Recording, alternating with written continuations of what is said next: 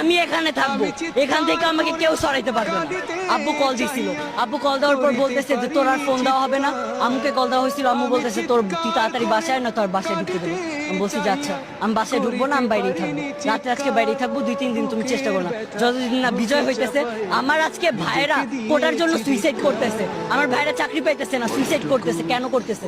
আজকে ভাইয়েরা করতেছি, ভবিষ্যতে কি আমরা সুইসাইড করবো না? ভবিষ্যতে আমাদের আমার এই যে বোনেদের, ঢাকা ইউনিভার্সিটি ইন্ডিয়ানের বোনেদের এমন ভাবে যে নির্যাতন করলো ছাত্রলীগের পোলাপাইন, কেন করছে? কেন করছে? ওদের কি অধিকার যে ওরা গায়ের ওপর হাত তুলবে?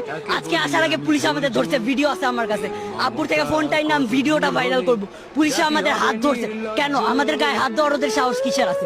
পুরাটা বিশ্বকে জানাই দেন, এই যুদ্ধ চলবে চলবে চলবে যতদিন না আমরা জিততেছি। আমি Tanmoy Kumar, model high school খিলগাঁওয়ে এবারে 10ম শ্রেণী থেকে মানে এসএসসি দিয়ে বের হইলাম। কবি নজরুলের ফার্স্ট ইয়ার স্টুডেন্ট, অ্যাডমিশন নিলাম।